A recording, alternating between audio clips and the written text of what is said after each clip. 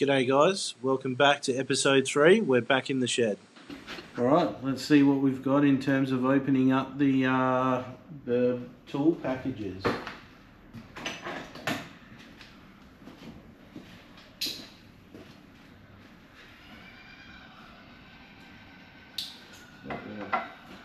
Kookaburras going off in the background.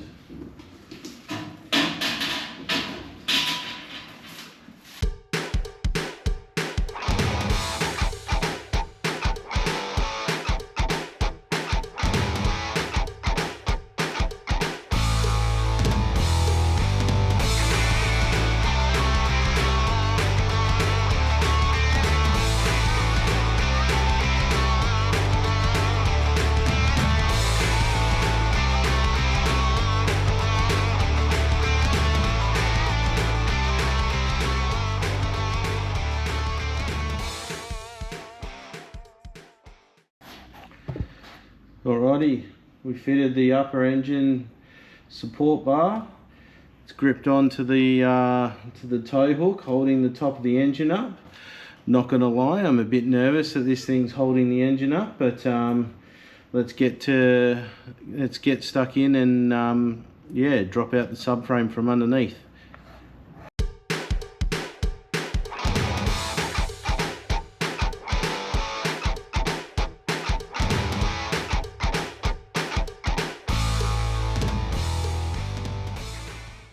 So here we go guys, I've got my head under the guard. I'm trying to disconnect the tie rod, the tension arm, the lower control arm, as well as I've started to loosen off the 6 mounting bolts on either side of the subframe to try and lower it down a little bit more, bit by bit, so I can get my tooling into the engine mounts and to the steering knuckle.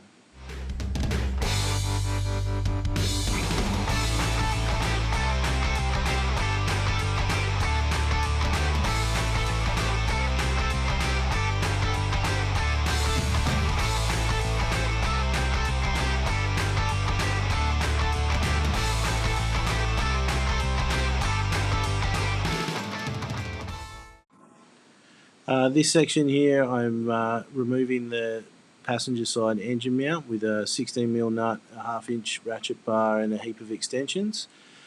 This one was the easier one of the two to remove. I then move over to the driver's side and start working on the steering knuckle removal and the engine mount.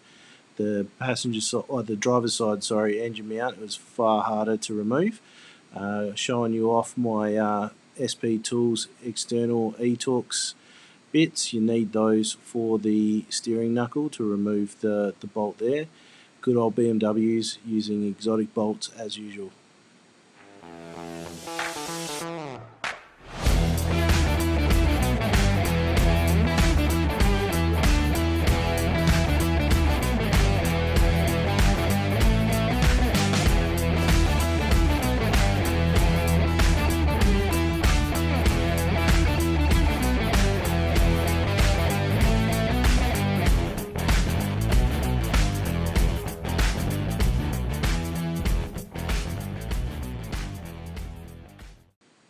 As you can see, I'm up and down a lot with this one. The driver's side was so much harder. Tried a few times with a 1/2 inch size 16mm deep socket and ratchet and extensions. That took me a couple of goes to work out that the 1/2 inch drive was too big. I then moved on to a 3/8 drive, bit smaller socket and extensions, and managed to get it out in the end. But this one was way harder than the passenger side. We've removed the engine mount or the subframe mounted bolts. We've undone the engine mount. So this engine mount here is probably the hardest bit of the whole process so far. It's tucked up in there and it's a 16mm nut. So you have to get it from the top, but you try and align it from the bottom. So what you'll see in the time lapse of me faffing about underneath the car is me trying to get the right tool, the 16mm 3/8 with a whole bunch of extensions down onto that nut there. And yeah, we're nearly ready to now drop the subframe and the power steering out. Everything is loose and we're lowering the subframe down and supporting it currently with the jack. Okay, so what we've done to be able to get the subframe to lower is I've had to disconnect this tension arm, disconnect the steering tie rod end, and originally I thought I only had to disconnect one side of this lower control arm, but in the end I've had to pull the whole thing out. And there's 6 bolts, so there's that one there, this one here, which I'm not sure if you can see my arm, and there's one here at the back. So the one at the back is nearly all the way out.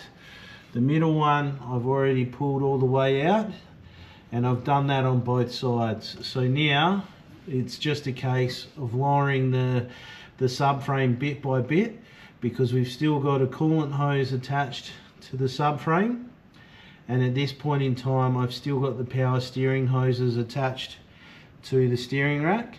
So they're the next 2 bits that we need to get out before this subframe comes all the way down to the ground and we can pull it out and look at it outside the car. Righto guys, this is me unboxing the new to us parts, the steering rack from over east. We bought this in as a replacement to the one we're pulling out. I don't know whether I'm going to pull the tie rod ends, the arms complete off and replace them with the new ones that we bought from the US. I've only actually bought the left hand side. The left hand side on the rack we have is actually quite good, and I don't know if this one's straight. Likely to be straight, but I don't know the damage or what happened to this M3 that got written off. So this rack here is officially out of an E92 M3, but the rack out of an M3 and the rack in a 1M are exactly the same. Yeah, so this almost looks brand new when you compare where the ball joint attaches into the socket. The one on the rack that's come from the East Coast, it's got a bit of rust and that on it, so we'll switch these ones out with the ones I already have, and they'll be like new.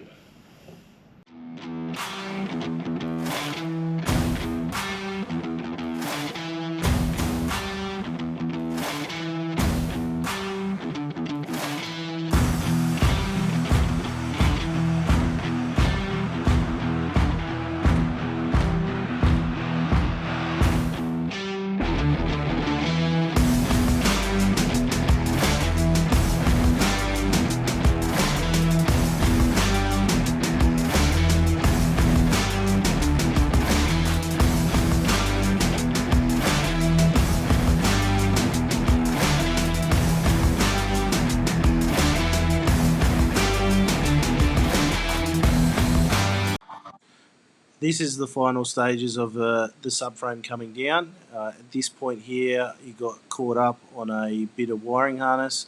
A plug was passed through the subframe and was hanging it up. I couldn't get it out of the subframe. In the end, had to do the naughty thing and cut the plug off. I'll work out what that plug did and how to reattach it a little later on in the piece when I go to reassemble it all. But for now, the subframe is out and on the ground.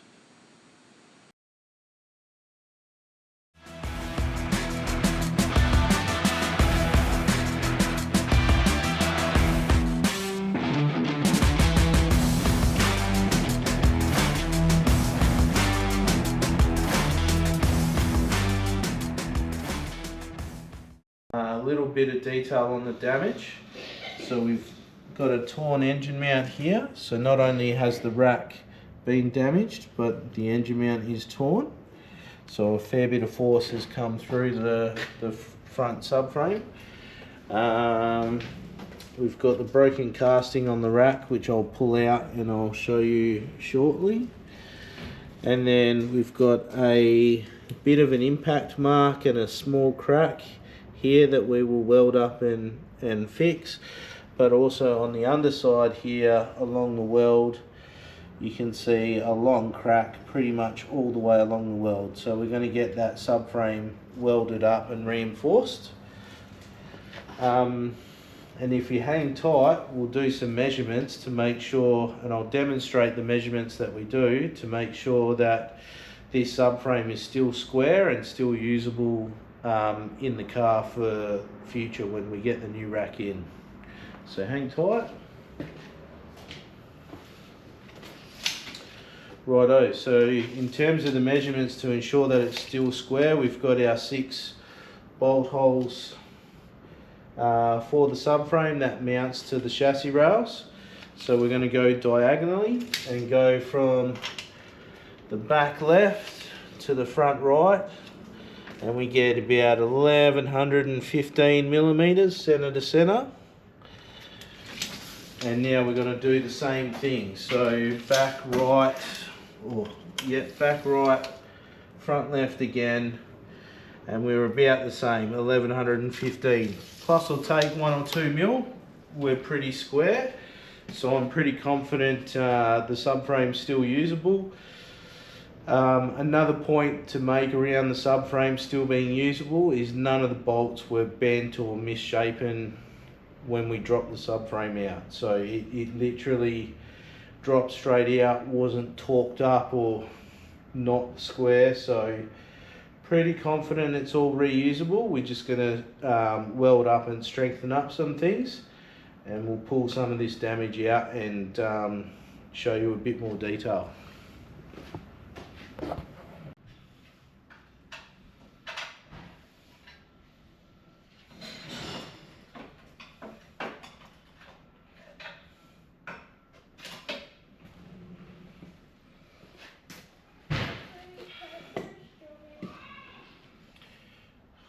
And there we go, failed casting.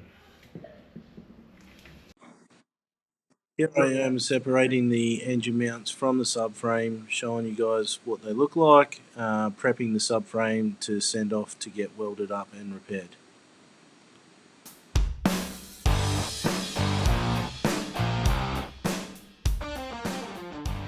Casting has failed, and we have 2 bits where it's not supposed to be 2 bits.